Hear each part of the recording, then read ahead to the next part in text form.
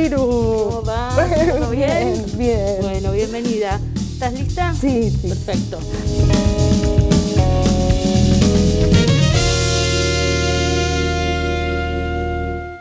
Hola, ¿cómo están? Un nuevo encuentro entre todos para compartir en el día de hoy esta propuesta de la Dirección de Comunicación Pública con Radio A y la Subsecretaría de Género, Mujeres y Diversidades. Nos vamos metiendo en diferentes temas que consideramos que son necesarios hablar, siempre pensando en otro mundo posible, y las personas que vienen a este espacio están en eso, en generar otros mundos posibles. Así que le vamos a dar la bienvenida hoy a Joana Piferrer. Gracias, Yoli, por aceptar esta entrevista. ¿Qué es la Ley Joana? Estamos hablando de la Ley Joana, así que ¿qué es la Ley Joana?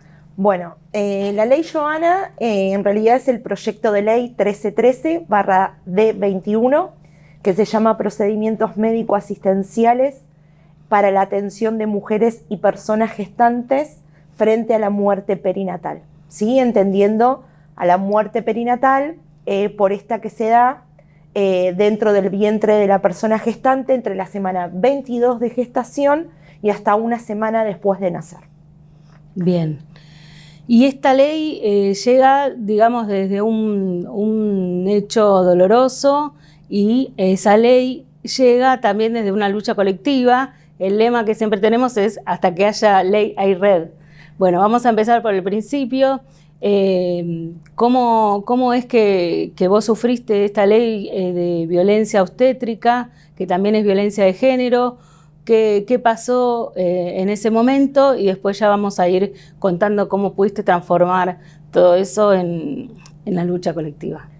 Bueno, la realidad es que a mí me tocó atravesar la muerte perinatal en la semana 33 de gestación, y a partir de ese momento para mí fue un camino desconocido y tortuoso, donde al momento de parir a Ciro sin vida, si bien hay leyes que nos amparan y que nos sostienen y que nos cuidan, como la ley de parto respetado, no habla específicamente de la muerte perinatal, o sea, no habla de un parto sin vida, pero sí, digo, tenemos derechos. Sí.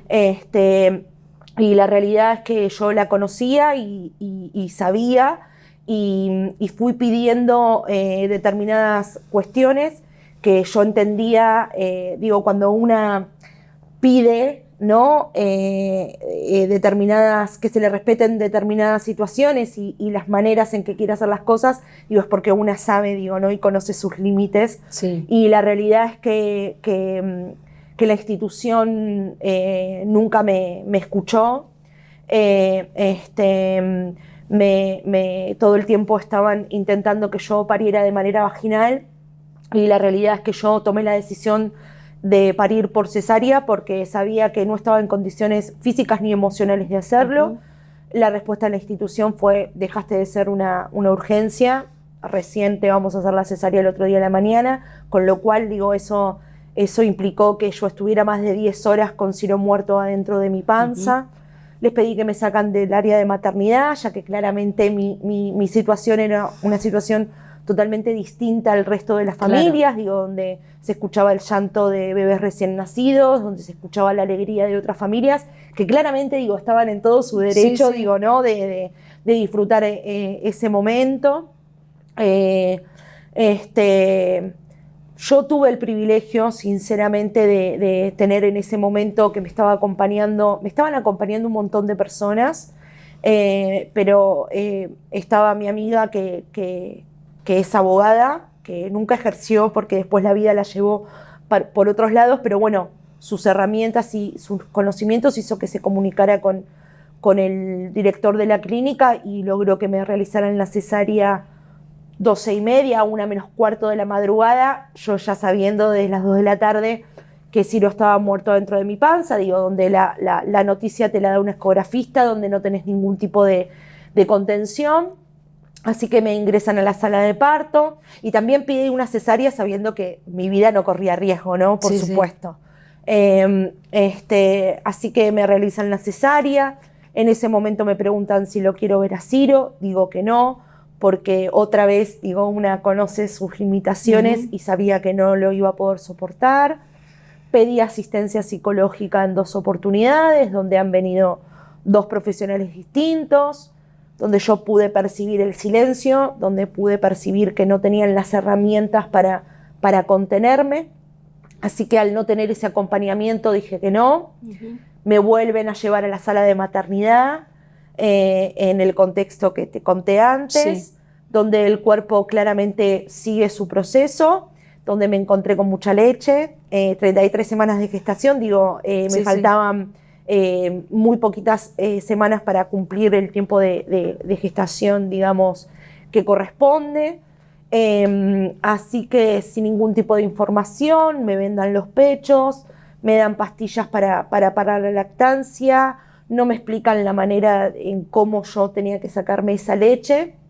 Y finalmente nosotros tenemos el Código Civil, que si bien está redactado a fines patrimoniales, hay como una contradicción que luego se replica en la atención en el sistema de salud. Por un lado, el artículo 19 del Código Civil te dice que hay vida desde la concepción, digo, un argumento que lo hemos escuchado mucho en este último tiempo. Y por el otro lado, el artículo 22 te dice que si la persona nació sin vida no existió, es un NN. Entonces, eso se replica en la atención. Nosotras entendemos que el código está redactado, como te dije antes, a fines patrimoniales, en cuanto a lo que tiene que ver con herencias, censos, generaciones y documentos y demás. Pero bueno, eso luego se replica y la realidad es que esos hijes que fallecen adentro nuestro son NN, con lo cual son entregados en la mayoría de las veces dentro de objetos. Es una práctica muy común. En mi caso particular, Ciro pesó 2,3 kg, a mí me lo entregaron en una caja azul de archivo que se puede encontrar en cualquier oficina, digo, cajas con las cuales trabajo actualmente. Y los certificados de funciones fetales se emiten a nombre de las personas que gestamos, ¿no? Entonces, bueno, a partir de ese hecho tan traumático, pero a la vez tan transformador, digo, yo inicié un recorrido, ¿no? Sí, te agradezco mucho por este relato, que es, cada vez que lo escucho, sos tan valiente, Yoli.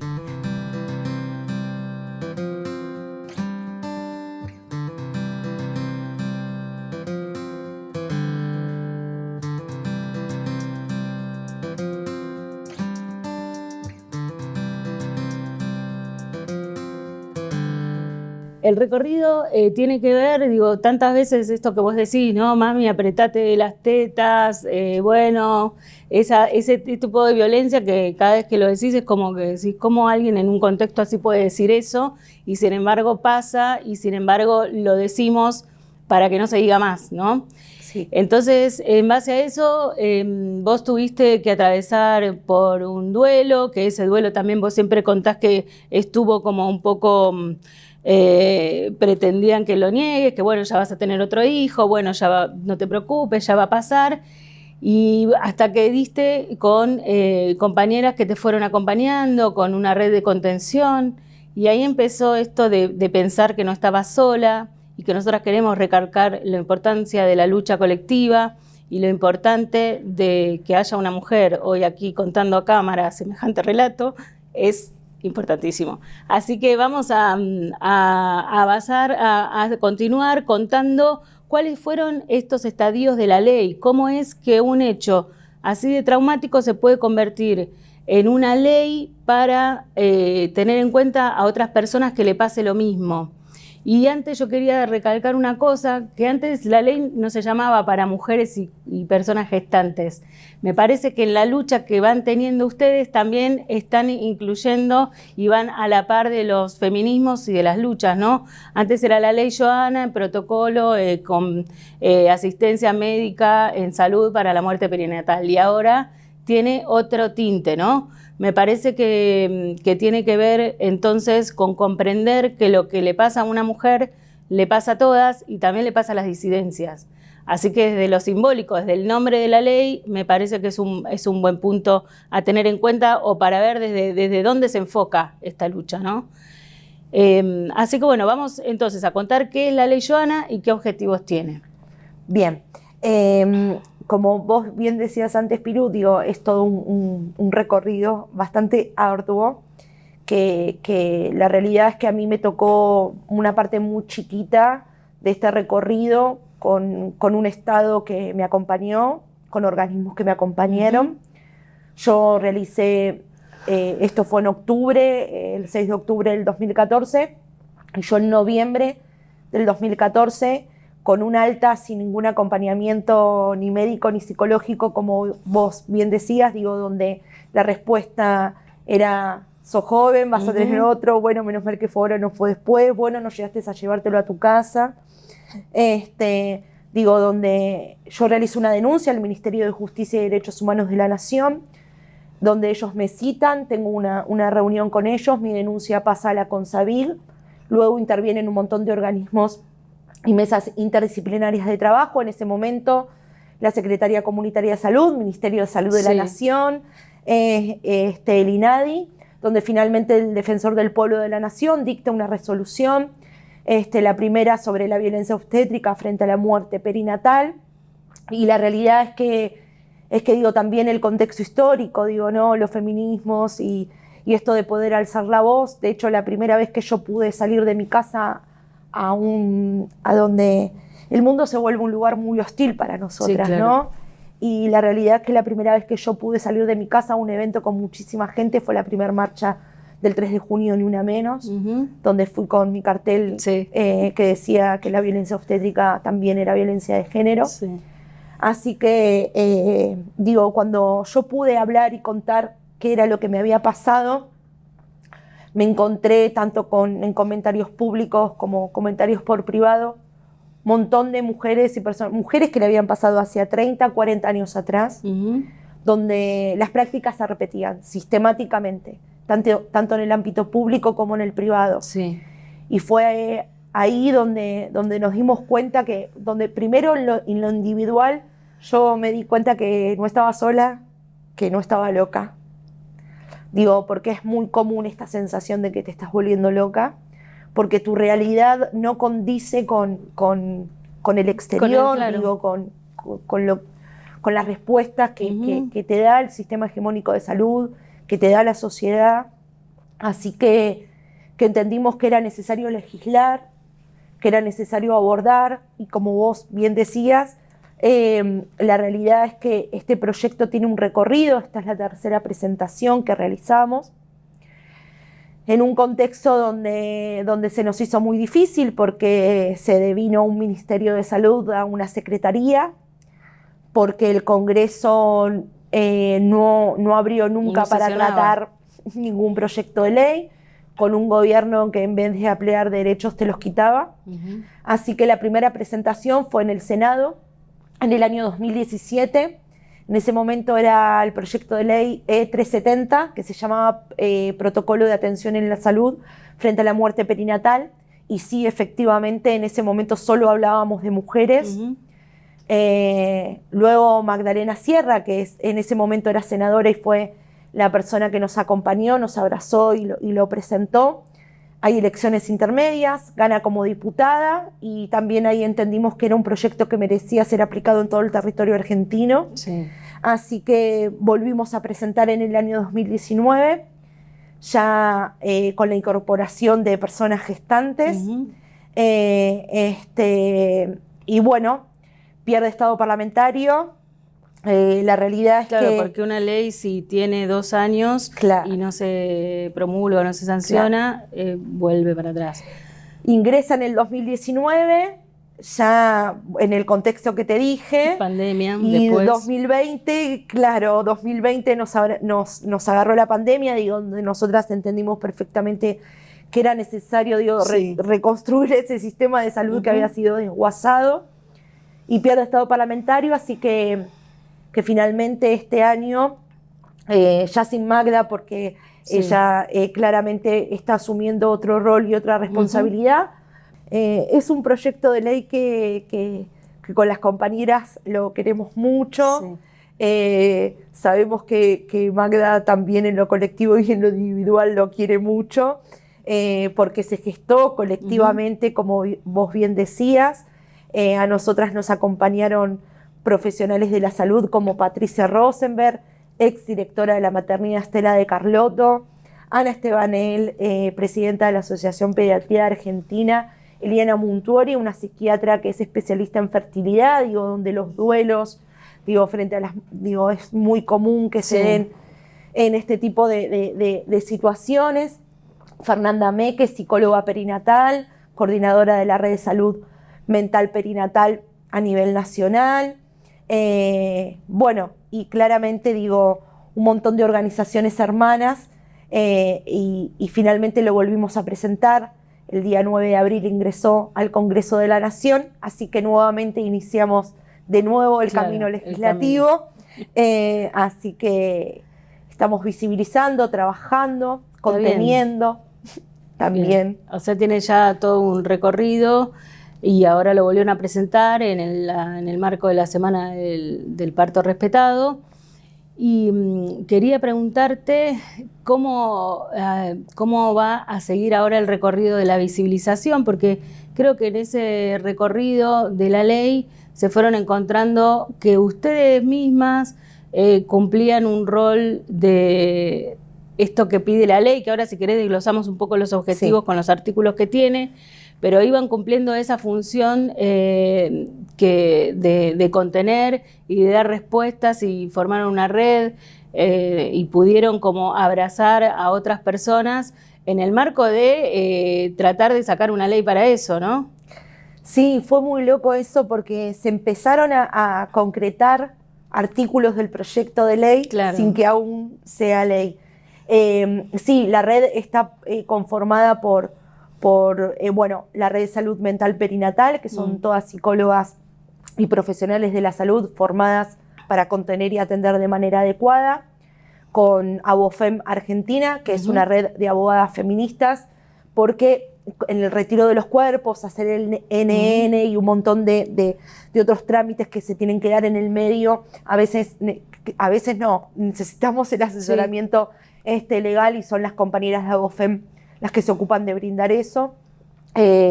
También trabajamos en red con las compañeras de Mumalá, Mujeres de la Matria Latinoamericana, que también es una organización feminista a nivel nacional. Sí. Nos pasó que Sandra Marañón, por ejemplo, que es la persona que lleva adelante la cátedra de psicología perinatal en la Universidad Nacional de Mar del Plata, la facultad tiene capacitación y formación, y la pandemia hizo que esa capacitación y esa formación se tenga que adaptar a la virtualidad, con lo cual pudieron acceder mucho más profesionales a esa formación. Para nosotros es un orgullo que una universidad nacional, al menos en una disciplina, los profesionales puedan tener formación, y gratuita además. Hace poquito nos invitó Cecilia Chiosi, de la directora del Hospital Narciso López de Lanús, a participar de la mesa de mortalidad del hospital. Van a armar un protocolo en base al proyecto de ley, donde pudimos intercambiar con profesionales de la salud, trabajadoras sociales, con psicólogas perinatales, con enfermeras, con parteras, con hasta anatomía patológica estaba presente en esa mesa, con pediatras. Fue muy fuerte. Sí. Fue muy fuerte en lo individual, porque cuando a mí me costó mucho que los profesionales de la salud me escuchen, claro. De repente hoy, 7 años después, había toda una mesa de profesionales escuchándome, en mi voz, la voz de muchas, así que estamos muy contentas, y bueno, y vamos a seguir trabajando y avanzando. Es una imagen representativa, ¿no?, de lo que es este proyecto y el camino que tiene, que nadie te escuchaba y ahora están ahí el equipo escuchándote. Y tiene que ver también con uno de los artículos de la ley, que es que los profesionales de la salud se formen en muerte perinatal, porque también pasa esto, que como en las academias lo que se enseña no tiene que ver con la temática, después cuando los profesionales salen al territorio no saben cómo afrontarlo. Entonces, uno de los artículos muy importantes es que los profesionales se formen con esto. Sí, lo que pide el proyecto de ley en ese artículo es que se introduzca dentro de la currícula de las carreras de grado y posgrado de gestión estatal relacionadas a la salud de la muerte perinatal. Digo, si bien, porque nos interesa trabajar en la prevención, ¿no? Si una mujer o una persona gestante tiene que realizar una denuncia por violencia obstétrica y demás es porque ya fue violentada, ¿no? Claro. Entonces, lo que nosotras estamos intentando, si bien obviamente estamos de acuerdo que se sancionen las prácticas violentas, lo que intentamos es que no ocurran, ¿no? Y entendemos que viene desde ahí, que la transformación debe ser desde ahí, ¿no? Hay muchos profesionales y muchas profesionales de la salud que claramente, en conversatorios que nos han invitado a participar de universidades y demás, han tenido la humildad y la grandeza de decir, a mí no me prepararon para esto, yo no sé qué hacer. Claro. Entonces, frente a esa situación, nosotras, no queremos ir contra los y las profesionales de la salud, sino empezar a generar, claro, herramientas colectivas, saberes colectivos que hagan que esta situación, porque otra de las cosas que también, hablamos en el Hospital Narciso, es que también hay que contener a los que acompañan, claro, ¿no? Sí. Así que en ese proceso vamos, ¿no? En esta construcción colectiva, de los saberes colectivos, y ese es uno de los puntos, sí, del proyecto.